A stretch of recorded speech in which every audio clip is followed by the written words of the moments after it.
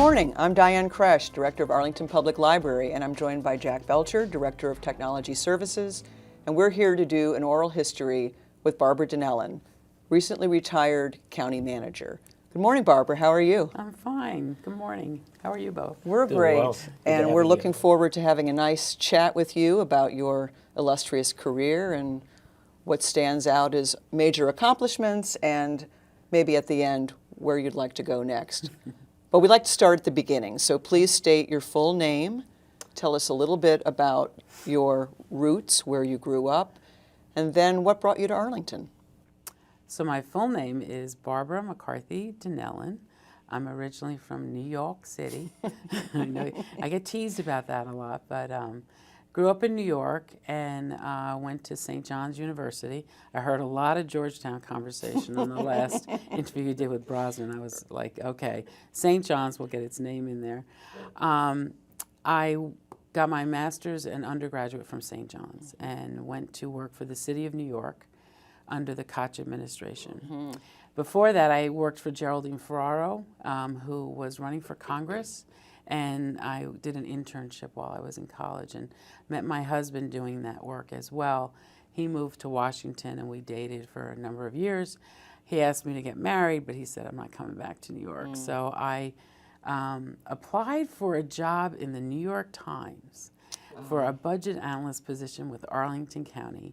And it was the very first time Arlington County put an ad in the New York Times. Oh, you're kidding. No, I'm serious. Oh, wow. And I just said, why not? Let's just, try it. So I sent in an application, and I got an interview, which was really funny because it was just for a budget analyst job in Arlington. So before I got married, I came down here and I interviewed and went back up and got married and came back and had a second interview. And I really thought that there was no way I would have gotten hired. It was a very strange interview process, to be candid. But Tony Gardner and Mark Jinks interviewed me, and Tony was from New York, so I think I had a little bit of an edge there with him. And they hired me. So 1983, in the fall, I got married in September, and I started in November. Oh, wow, that's great. Now, you skipped over Geraldine Ferraro. So, can you tell us a little bit about your relationship with her? Sure. When one of my professors was running for Congress, and we were going to work on her campaign. And at the last minute, she backed out because this prosecutor was going to run. And she asked us to work on this prosecutor's campaign. And we were like, well, what's her name? And she said, Geraldine Ferraro. And so we did. We decided to work on the campaign because we wanted experience in politics and how to do that. And we worked on Jerry's campaign from day one when she started to run for, she was running against the incumbent Democrat. So it was a really hard campaign, the first campaign. So my husband and I worked through all of her campaigns. I took a leave of absence from here to work on the presidential and the vice presidential campaign. And we had, she considers her kids, and we were very close with her and the family, and have been through our whole married life. And when she died a couple years ago, we went up for the funeral. So she's been a role model for both of us, and was really quite an influence in our lives, and was a great, great woman. She was smart and articulate and a great woman figure for New York and for this country. I thought she did a great job, even on the campaign, as much as that was a difficult one in 1984. I thought she did a great job. Yeah, when you talk about her being a role model, what I noticed about her was her strength and her strong character, and those are attributes that I always associated with you while I had the privilege of working with you here. So clearly, her influence was strong. Yeah, she really was. She was so articulate, and so when we would go out campaigning in 1984. Thousands of people would show up. Thousands of people will hold their babies up. And my daughter can now do this and this. And it was overwhelming that I actually thought we could win. I really did. Yeah. And I can remember the night of the election in 1984, and I said, well, I can't believe people didn't go in and just pull the right lever.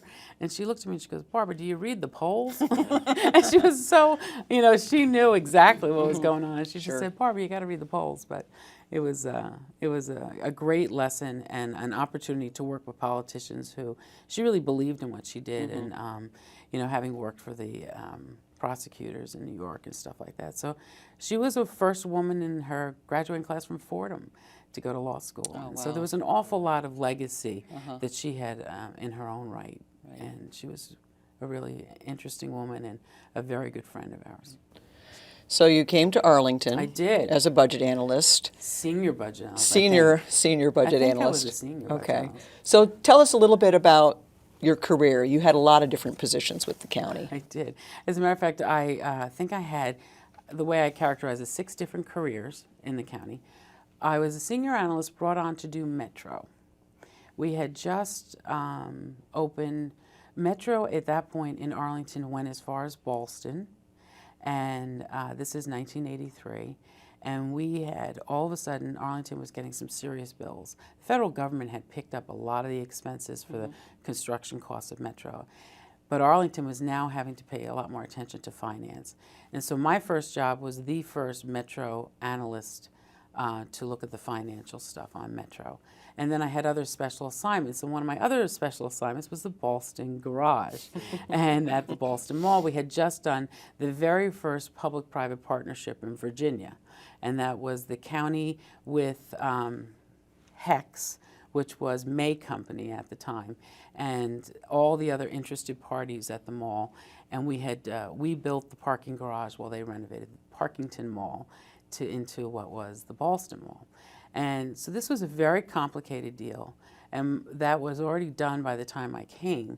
But what I had to do was pay the construction draws on the construction of the garage. So I did Metro and I did the Ballston Mall were the 2 major assignments when I first got here. So I stayed in finance for a while, and then I went to economic development and helped out the director of economic development and planning, and helped him kind of get his financial stuff in order. Went from there to libraries. Right. And I was the first admin services division chief in libraries, and had a lot of fun trying to figure that out. We started the renovation for Central Library, which it probably needs it already again. And hate to say that, but it's sort of a generational thing. The libraries I stayed in for about 8 years. The library director left. I became acting library director for a year, and that was so fun. I have to tell you, it was probably one of the most lovely experiences in the county was just being library director. So I envy you some days, as you know. And from library director, I became a tax policy specialist. You might ask my credentials for that, but I wouldn't go too deep on that. Then I did acting director for finance, and then finance director, and then deputy county manager and county manager. Right. So several different careers. Describe a little bit about how you became a manager. I mean, was that something you were wanting to do, or is it something that happened? Just manager in general? General manager. I'm county manager, I'm Oh, sorry. county manager. Yeah. No. It's interesting because, I majored in politics and government and did state and local government, and public administration was my major field. And so I always wanted to do government. But, there's some people that are born that go into government and say, well, I want to run a local government. That had never been my objective. I always wanted to do a job in local government and do it as best as I possibly could, and to give back, to make it better than when I got there. And finance I kind of fell into in New York City, so that has kind of been a thread throughout my whole career. I've probably worked on 32 budgets here in the county. Everywhere I've gone, I have managed people in almost every department. It's really starting with libraries. Had to do a lot of management work there. But being the manager was never an objective. As a matter of fact, when Ron Carley left, one of the requirements the board gave me for acting was that I was not allowed to apply for the job. And I thought that was a little odd at first, but I didn't want the job, so I thought, fine, this is great, because it actually gave me a lot of freedom to do the job in such a way that you really felt like, I'm going to do the best I can, and I'm going to make changes, and I'm going to do whatever has to be done to make it as productive a time that I can make it, thinking it would be a couple months. It went on 7 months, and that's a long time to be acting. And so we kind of had a conversation. I had a conversation with the board that you really need to hire somebody, or you need to have a conversation with me. And so they went and hired somebody. So that they brought somebody in, and he started. So I was actually relieved to go back to my old job, because being the deputy is like the greatest job, because you really have the opportunity to work with every leadership person in the county and to influence how the product is that's brought to the manager. And so that's a great, great job. And I was doing that for 5 years and loved it, absolutely loved it. So I was going back to my old job, and that's what I was going to do. One of the things that occurred to me when you were promoted finally to the position of county manager was that you really broke the glass ceiling. You were the first woman county manager for Arlington County. Did that carry any sort of special weight or significance for you? You know, I think I felt I was a generation after, like the Jerry Ferraros, that I think really broke the glass ceiling. I knew I was the first county manager, but as a woman, but I didn't think of it that way. I just felt like I was qualified, and they felt I could do the job, and I felt I could do the job, and I was going to do the best I could while I was here. When it hit me was after a couple of the early meetings, when people came up to me and little girls wanted their picture taken with me. And I felt like I was stunned. Like, why would you want your picture taken with them? Like, you're the woman in charge. And I thought, okay, then we still have work to do. Right. That if little girls still want a role model in those positions. So that's when I started to take it very seriously, because we do the Bring Your Child to Work Day, and we do the different things. I have always tried to emphasize the importance and the fairness between men and women, and how you can be anything you want to be. And I was very fortunate. I was the youngest of 7 children, and my parents, really, and my father particularly said, you can do anything you want to do, and the sky's the limit. So I've always had that belief that you could work hard and do whatever you want to do. So for me personally, at first it didn't feel any different, but the people around me made me value it in a different way than I had done that. So yes, it was important, and I think it is important. My whole philosophy behind it was, don't screw it up, that's all, because they're going to be checking you left and right to make sure that you do a good job as a woman. Exactly, exactly.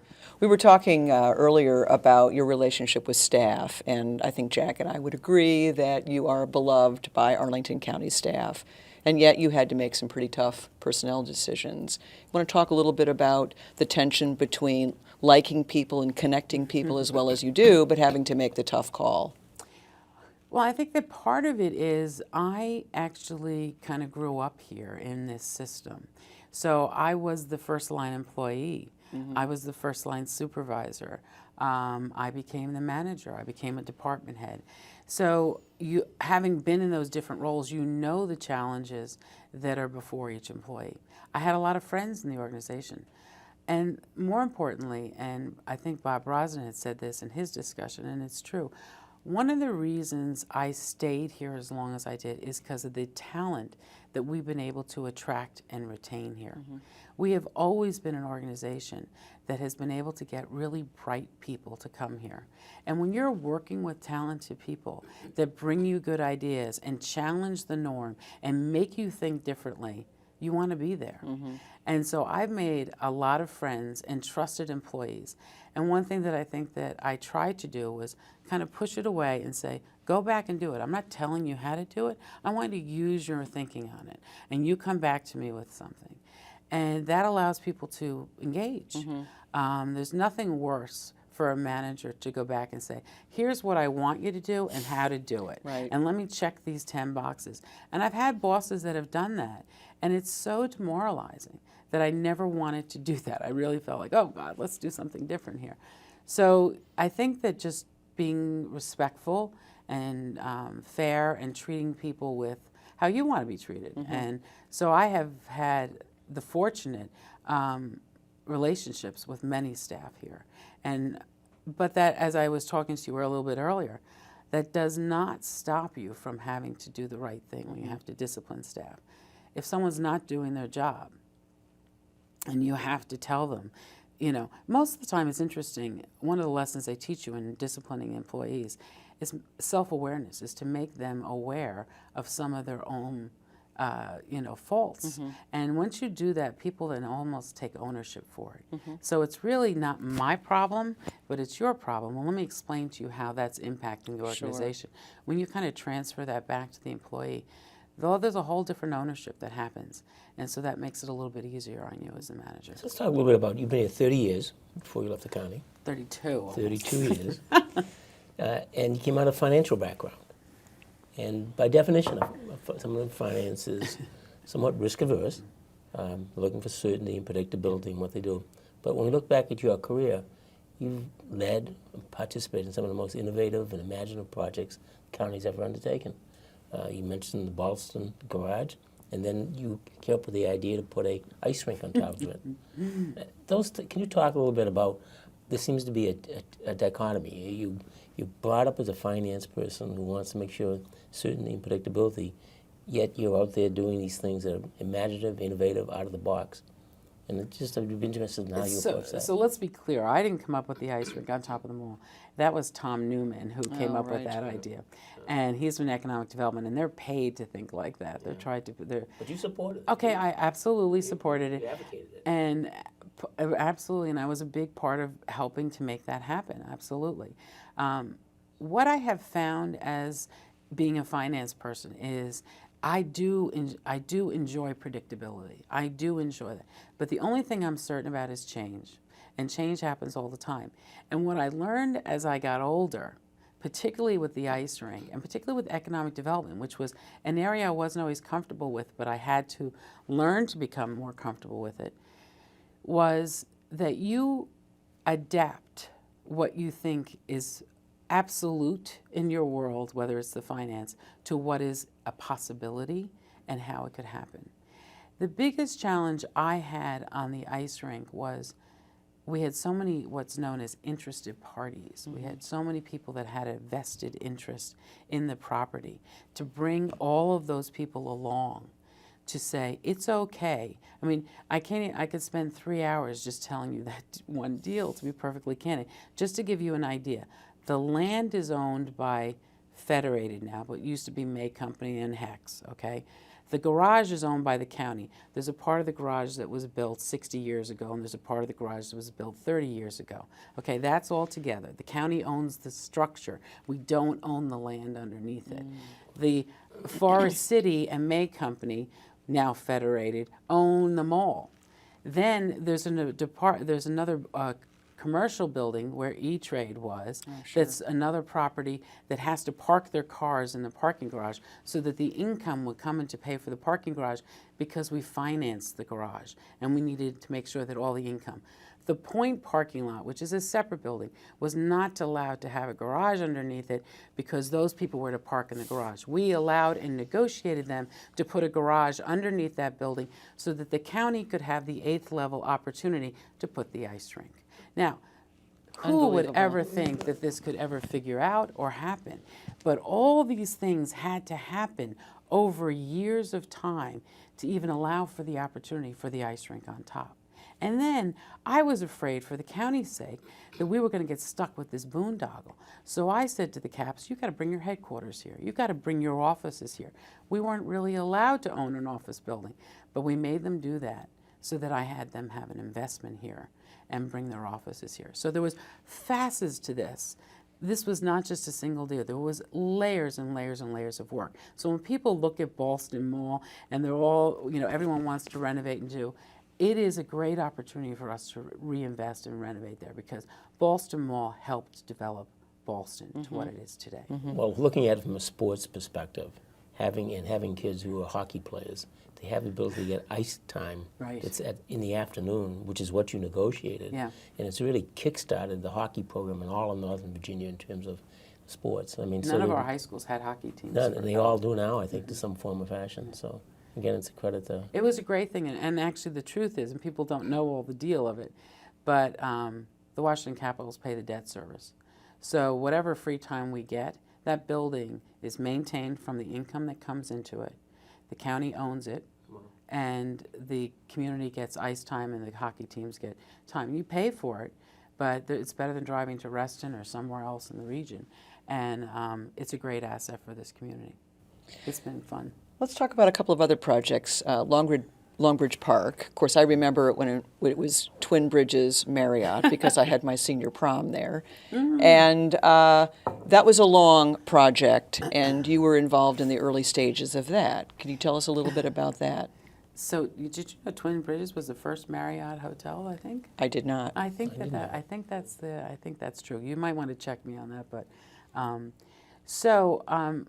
the county attorney's office was the lead on the negotiation with the county manager on the brownfield. I'm going to say it that way, the CSX site, which is now Longbridge Park. And this was not an easy job. I mean, I think it was Ron Carley that said the county doesn't do easy. The complications behind half these deals that we do take really a lot of work. And what happened was there are so many interested parties. This wasteland really was wasteland outside of Crystal City, but waterfront, I mean, views of D.C. I think it was Tony Gardner that really thought about it and said, this is land to get a hold of. And he really felt strongly that we should do it, that we started buying property all around it. There was a motel there that we bought and a few other things. And I think one of the theaters was down there. We had bought that property as well. It was kind of a mishmashy, nondescript area. But when it actually came to the land exchange to get the first phase of Longbridge Park, it was complicated. And I can remember in the early days, before technology, we would have conference calls, and there was either 25 or 30 lawyers on the phone just sitting there. And I can remember sitting with the county attorney's office trying to negotiate this because everybody wanted to reduce their risk. Because I think either Exxon or somebody and CSX train rail yards and oil and all this kind of stuff. And we knew, we had done the research and knew that we could actually utilize this land if we dealt with it properly and how we would, certify and make sure that the brownfield was capped. So it took, I'm going to say, a decade just to negotiate that land. So we got the land. Monument then bought the Twin Bridges site. That became a separate deal, which was a lot easier, actually, because we traded land for that so that we could have one contiguous property. So where we are today is we had a bond referendum, and we built 4 fields with the opportunity for more fields when we're done. We're going to cover that parking and put another field up there. And then we bought the monument site with a land swap so that we could then take the Twin Bridges site and put the aquatics facility, connect the whole thing, and then put bike paths and all connect to the major trails that are in the region. This is a huge asset for our community. It's a huge asset for this region, and it's a huge asset for Crystal City. In Crystal City, you have to understand a lot was going on at the same time. When you think about it, Crystal City, and I'm going to go into BRAC here, if that's all right, just to kind of talk about that. Because in 2005, I didn't get much of a summer because BRAC had happened. Explain what BRAC is. All right, so the base realignment and area closure, I believe it is, happens periodically when the federal government decides we have to relook at the military and the bases that we have and what we're going to do. And so we had already gone through the Navy moving out of Crystal City back in the early 80s, is my memory. And then we had already had, a number of different things. But we don't have a lot of bases. We have Joint Base Henderson Hall, really, in Arlington. So we weren't thinking in bases in the terms of bases, which is typically what BRAC does. But this was a different BRAC. Donald Rumsfeld tried to come out with a BRAC that said no leased space for the federal government. And that was a very different thing because Crystal City had evolved as space for the federal government. And Roslyn, a good part of Roslyn as well, in addition Ballston. So when they wanted to put all of federal space in paid for on federal property to save money, and you have to understand that it wasn't that we were against the federal government trying to save money. Everybody's looking for ways to save money because you want to do the best that you can. But this was not Class A office space that a lot of the federal government was in. And so we were trying to figure out, okay, so what is the impact? The impact was the equivalent of 7 base closures. It was like 7 or 8 million people is my 7 or 8. I'm sorry, I'm not going to give you the right number. Well, not only federal employees, but contractors. Sure. All What- the, well, sure. the contractors are affiliated with them are right close by. And so you want the contractors there because those are private sector jobs as well that are supporting the federal jobs. And then they begin to question, well, where should they be? So it was going to take years for the federal government to build out enough space to actually move this many people, except where they had other space in like Fort Hunt, Alabama, or Fort Meade, and then the Fort Belvoir is where they were going to build a lot of the buildings and move a lot of people to it. So it didn't happen overnight, but it happened over a number of years, and it's still happening. And some of the departments have renegotiated to stay where they could with it. But we lost so many jobs and so much in a very short period of time. Particularly hard hit was Crystal City. Roslyn also got hit, and so did Boston. So at the same time, we're doing Longbridge Park, which is a huge asset for the Crystal City community. But it allowed us to rethink and do more planning, which is what Arlington is known for, is to really think about planning. And we did the Crystal City Plan. And what the intention of the Crystal City Plan was to say, okay, here's our opportunity to actually really rethink these buildings and how this community is structured down here and get it ready for the future. Because what Arlington always had was location. And so you have an airport across from Crystal City, you have rail, you have the metro that goes through Crystal City, you have major highways on either end of Crystal City, and so we could work with these developers, which fortunately the majority landowner was one developer, and figure out and say, would you be willing to take this building down? How can we help you rethink this opportunity? Now the recession hit in 2008, and it really has hurt a lot of the growth that could have come right after, as we're 2008, whatever year. I'm losing my years now, but the recession I think did hit in 2008. 2008, 2009, because it really affected But our budget. So it has changed some of the speed at which we had thought development would happen. But now we have the plan in place, and we have Longbridge Park, first phase built, and we're trying to help this community rethink the way it is. And they've gotten a number of plans approved, but they haven't started building a lot of the plans yet. So talk a little bit, you mentioned, Diane was asking a question about how you dealt with staff, and we talked about that to some degree. But talk about how you move within the circles of the business community, the arts community, to achieve some of the goals you've achieved. Started with Crystal City, maybe moving to the Signature Theater in Shilton. But it strikes me in the time I've been with you is you move with ease within these organizations and companies and businessmen, and you can put them at ease, you can get them to have a discussion, and you can achieve the goals that satisfy their needs and satisfy those of the county. And I'd just be interested in your perspective of how you're able to move in those circles so easily and so successfully. So you ever hear the story about the duck who's really paddling underneath the water and doesn't let people know? You got to do your homework, and you have to understand what's of interest and value to the people that you're working with. And every time that I have dealt with a developer, for the most part, and I would say that we've been very fortunate here in Arlington, that they're pretty straightforward. Everybody the fact that someone wants to come and invest in my community, a lot of money, I want to understand what their need is and what their ultimate goal is. And I want to make sure that they understand how we want them to acclimate to our community. And that means understanding the needs of the community, because our community wants the development and wants it there, but they want you to be a good neighbor as well. And so, it's very important for us to understand, A, what the community needs are, B, what the county thinks is a reasonable, responsible opportunity here. That's why we do so much planning, because the plan actually thinks through some of that. They're not definitive. They're a guide for how you're going to do things. And then you listen to the developer. Everyone has this impression that developers just want height, box, whatever. It hasn't always been that way. And what you want to do is help guide that developer to say, we don't want this boxy building. We want something different. And how can you help us get to that? Because the community doesn't want to look at that. And how are they going to go through this?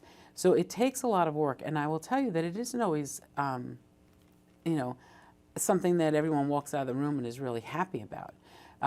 I've certainly had my share of arguments with the board and the developers when we're out in front of the community and we have to talk about these things, or when the board's taking action. There's been a number of cases where I've actually, you know, been on the opposite side of one party or the other. But what I try to do is I take the professional staff, I have them give me their best advice on what they think it is, what we can do. You listen to what the community has to say, and very often there's reasonable solutions to a lot of what they want. And then you talk through the community to the developer. And the thing that frustrates me the most is you want to have it wrapped up. People don't like that, but you want to have it reasonably wrapped up because you don't want to get before the board and then you're last minute negotiating on something, because that almost makes us look foolish. I'd much prefer having an understanding of this is where we are, this is what we're going to do, and this is how you're going to get there. But know that you've done the work behind the scenes. It isn't that you've negotiated the deal behind the scenes. It's that you've done the work before you get there. See, that's the most enchanting part of the Barbara Donnellan that I've seen, is that you're able to deal with those issues and disarm the people you're dealing with by candor and honesty. Yeah, And I you think have that's to. so Donnellan. Well, it may be Donnellan, but you know what happens is you build a trust. And if you can build a trust with somebody who's not necessarily, you know, trusting government per se, you know, I'd have to say that the one thing that Arlington historically was interesting, and one of the beginning comments I wanted to say is Arlington historically has held values that were approachable, that were trustworthy, that you can talk to us. I mean, I can remember talking to several businesses that had come out of different jurisdictions saying, oh my God, this is the most attention I've ever gotten from a government in my life. And I'm like, well, we're here, and we're here to help you and to help figure it out. Doesn't mean I'm going to fix all your problems. It means that I'll listen. I mean, and that's really an important factor for what a role that we can play. So let me be giving you a couple of fastballs here. You've been able to hit out of the park. Let me throw you a curveball. You said earlier that somebody once said that Arlington does not do the easy. It tries to achieve and set a goal. And in recent years, we've seen Arlington set that goal, put light rail into the community, call it the streetcar. Let's build an aquatic center. Let's see if that's possible to do. Signature theater. All these things that we thought the community supported and backed, yet as we went down the road, it became, there was discontent. You forgot the artist here, but go ahead. Let's get them all on the table. Okay. But, I mean, to you, what's happened to the community? You've been here 30 years. Has the community changed? Have the values changed? Because that's what really marked us as different. We put a metro in the middle, not down 66, put it right down the middle of the corridor, and created a vibrant community. Built the Kettler Iceplex. Yeah, and not to take you down a different path, but I was thinking too about, in addition to those projects and how you approach them and manage the relationships, how did the Arlington way and the philosophy of doing business in Arlington affect some of these decisions as you managed the board, the citizens, the commissions, the developers? Well, I will tell you this. It has changed in recent years. It has changed, I'd say, in the last 6 years, more so than any of the other years. The community, we've always had, one of the things that I have always respected about Arlington is we've always had an elected body that had the long view, that always wanted to do the best. You know, build the metro, think about this. I mean, no one was surprised when the metro corridor got built because it was planned and people showed it. Until you live next door to it, and all of a sudden there was a tall building going next to you, and you're like, whoa, where did that come from? Well, we had planned for it. It was going to be happening. And I can remember no one was more disappointed. I remember at one point in the late 80s saying to Tony Gardner, where's all this, you know, when's the revenue going to come? Because, you know, I was in finance. And he's like, be patient. It will come. And all of a sudden, the revenue started coming off these buildings and things. But I think a couple things happened, because I think that people's trust of government at all levels has changed. I think it's not just local. I think that the federal level, watching Congress and how its inability to make decisions and get budgets done, and I think the economy has changed. And I think that what happens is people translate that at every level of government, including their local level. So it begins to build more distrust. I think that you have people that saw opportunities with bringing challenges to us. And we had, for the very first time, sort of an organized entity against the streetcar that was powerful enough to share a lot of misinformation in addition to just information. And so it was a challenge for us as employees because I hired professional staff to build a streetcar and to look at the transportation impacts and to figure these things out.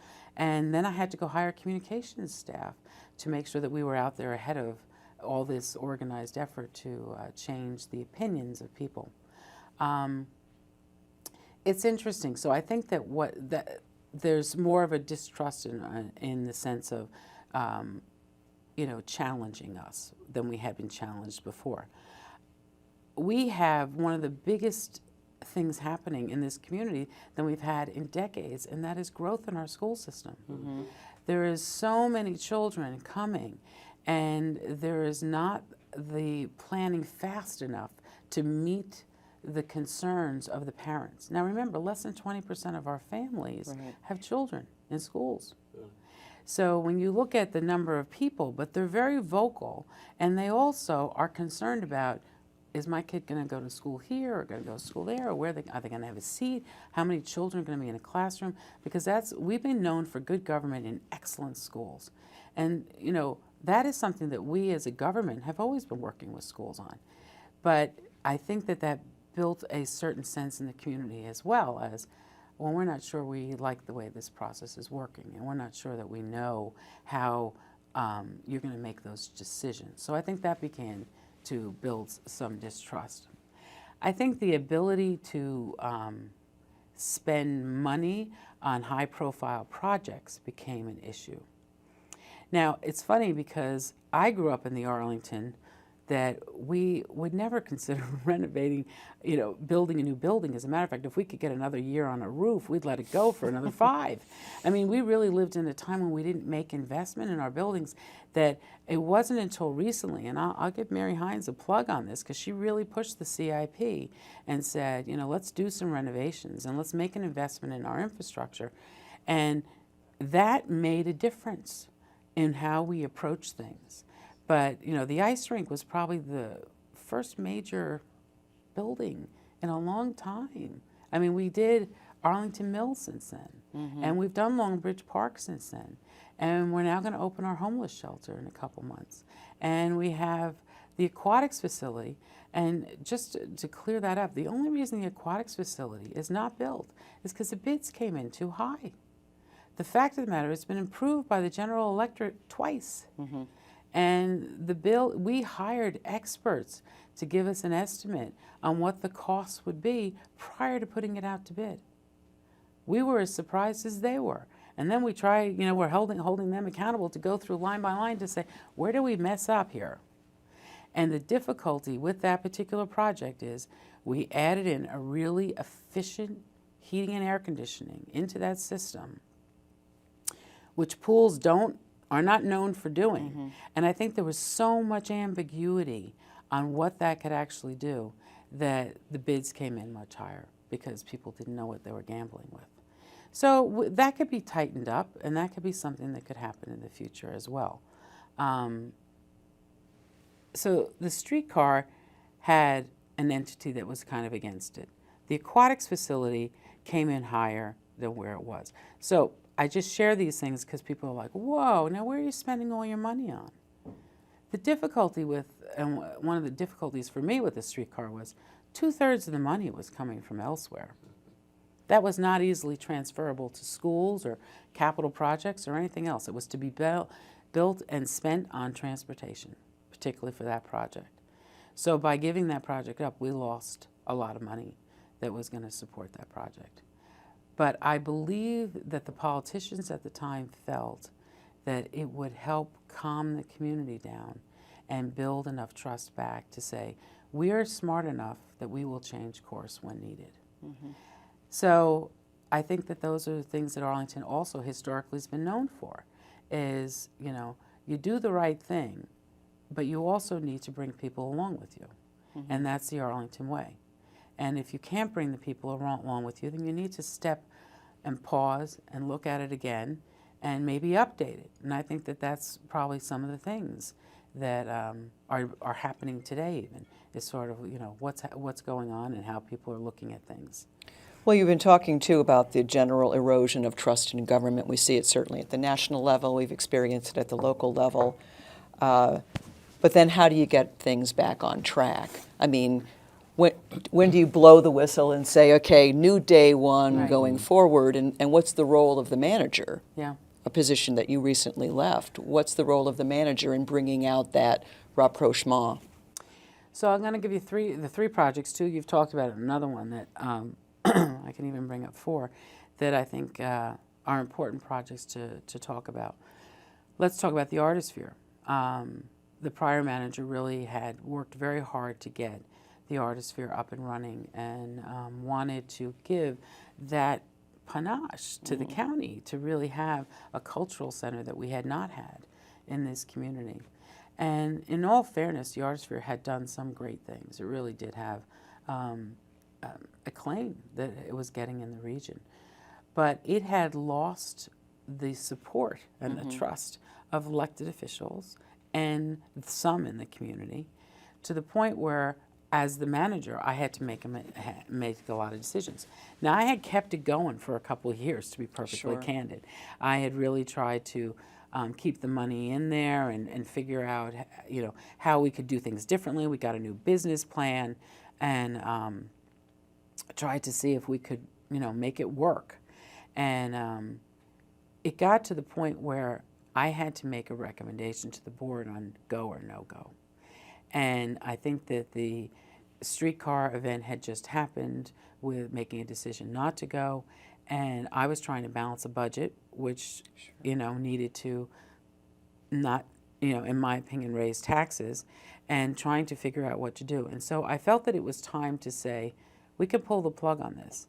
And I'll tell you, you know, some people may look at that as a failure and some people may not, but I look at it as great communities try things.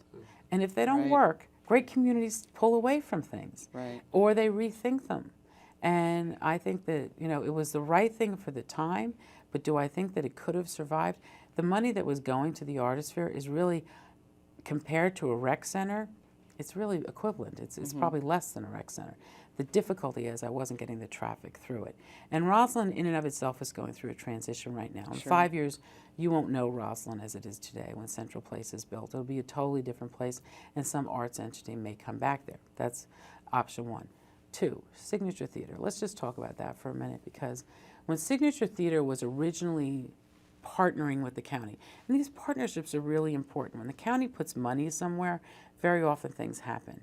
And when Signature Theater and the county built that library down in Shirlington, it was the last thing on that block. It was sort of like, we stretched Shirlington a whole other place.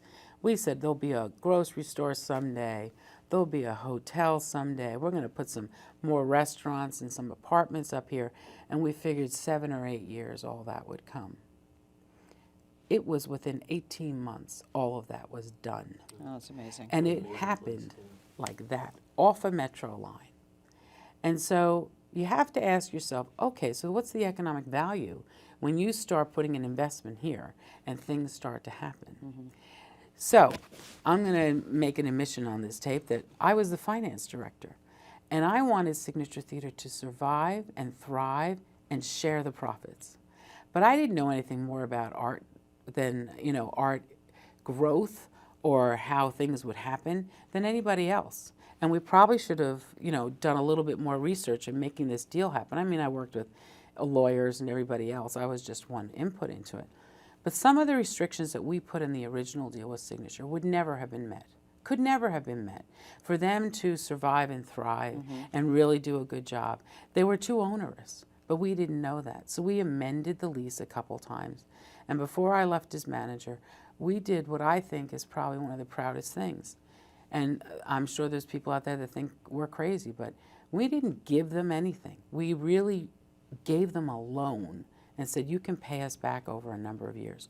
After we did our due diligence with the banks, we did due diligence to find out if they can economically pay this loan back. And again, this is an asset that really has helped anchor that part of Shirlington and brought other development there as well. And so I personally think that Signature's on good footing to have a long, successful life there and will help us in Shirlington. So you have to be nimble enough to recognize, okay, this just isn't working, and how do you fix it to make it work for the long term? Well, there's the impulse to fix it, but what I'm also hearing is a commitment to maintaining a balance of services in the county. Oh, God. We're not just one thing. We aren't just one thing. And I think the one, if you talk about Arlington and its values, arts and education have been as important to everything that we do. People in this community value the diversity of the types of things that they can do with their children and their families. And arts is very, very important. And if you take that out of a community just arbitrarily, take away the libraries and take away the arts, you're really cutting the creativity. And I that wasn't something anybody wanted to do. Particularly, I did not want to do that. Well, in so many years of your being involved in the finances, to maintain the balance of services, first-rate parks, first-rate theater company, first-rate schools, libraries, government services, that's a lot.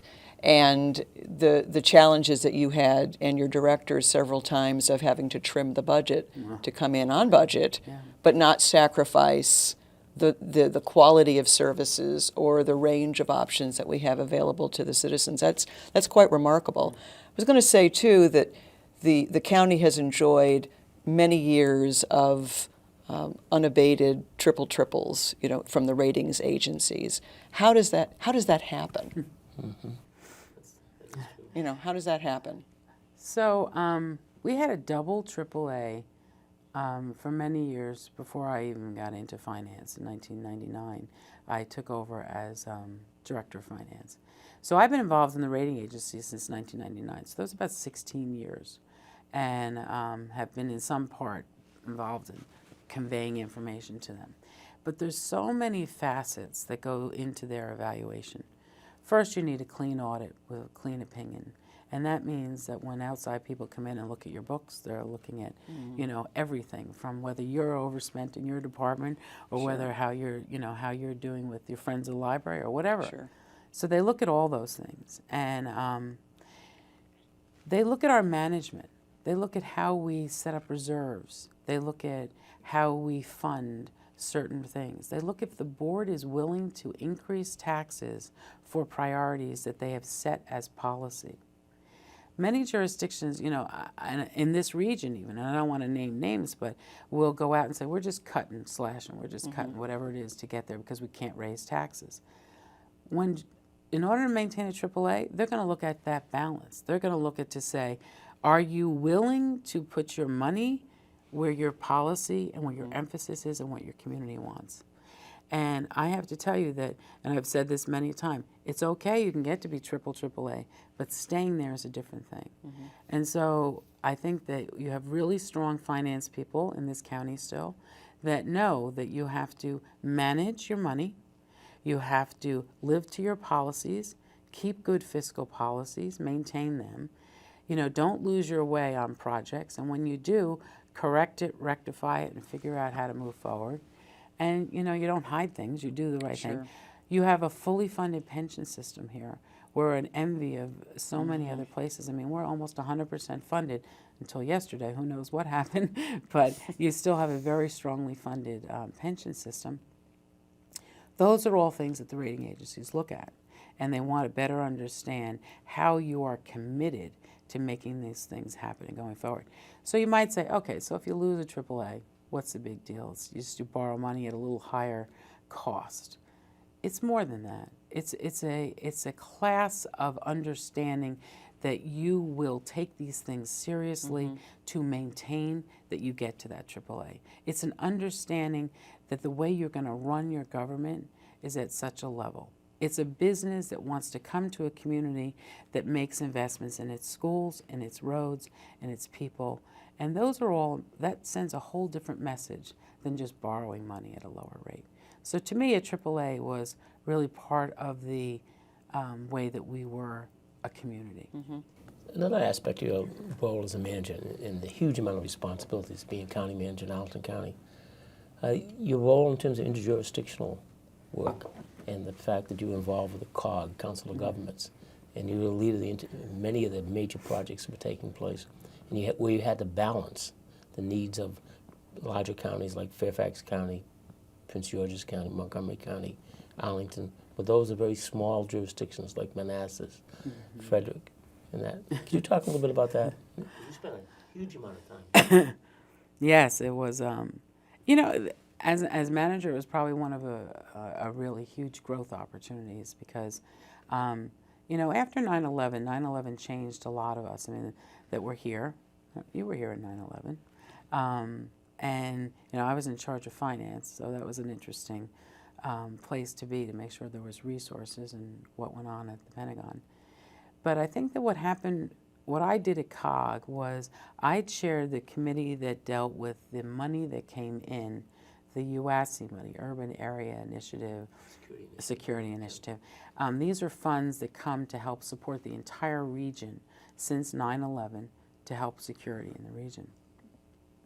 And believe it or not, I was one of the senior people left because when Ron Carley left and Jim Hartman left and Craig Gerhardt left and, you know, Tony Griffin left. And I mean, like all these senior people that had been here from 9/11 and prior, there was a bunch of newbies. And even though I was considered senior because I had been here long within the county, more than anything else, but we had to bring people from the region together. Unfortunately, really the public safety team in this region is outstanding, outstanding. I mean, we are so fortunate to have a cooperative governments that really back each other up and know how to do things together.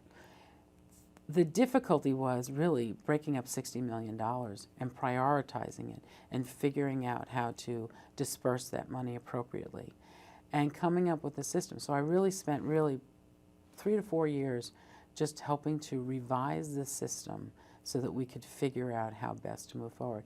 So I feel very good leaving now because there's a project management office and there's now people that can step up and give reports and show what we've spent our money on. But really, it was a huge lesson in life. And you were a leader in that area and well respected. And I mean, the role you did in that is amazing. But you add that to the work you were doing here in the county, 24 hours, 7 days a week. Right. Yet people will get up and busy. say, and how you refer to the county, my county, many times in this interview. Yet people have said, well, how does she know what's... God, don't make me cry. How does she know about Arlington? She doesn't live here. She doesn't live here. Oh, my God, my biggest flaw in life. And I meant to say in the very beginning, when I got engaged, my husband lived in Buckingham. So, oh, wow. Come on. I mean, he paid $320 a month, and that was like a big deal. You know, I don't know anywhere as well as I know Arlington. And it was awkward how I came into the job, and one of the things is I had been established in Fairfax for 20 years with my husband. And, you know, our bridge partners live down the street, and our friends and people that you've established relationships with.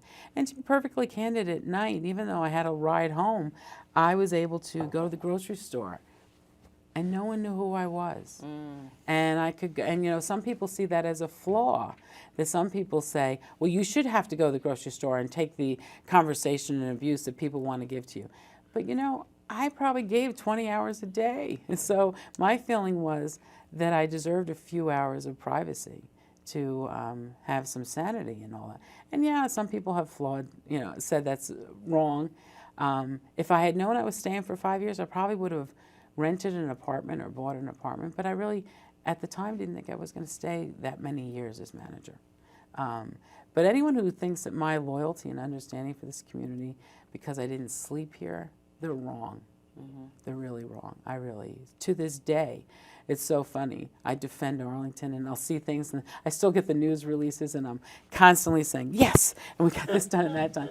But I'll always know Arlington better than anything. We've got a couple of minutes remaining, and we've had a great chat about your terrific career here. What's next? Oh God, that's like a hard question, Diane. That's why I just said to you, I want to go to lunch with you guys. You know, I needed a break, so I decided to run my B&B this summer. I'm only kidding, but we have a beach house, and I have to tell you that I've had company more than I ever expected. So I really do need a break still. And the one thing that I am doing, and I think I mentioned this to you, I'm working on a children's book. My sister recently passed away, and one of the things we were doing together was writing this children's book for her grandchildren on things she used to like to do. And so I have a very famous artist who's doing the illustrations, and I just signed a contract with him.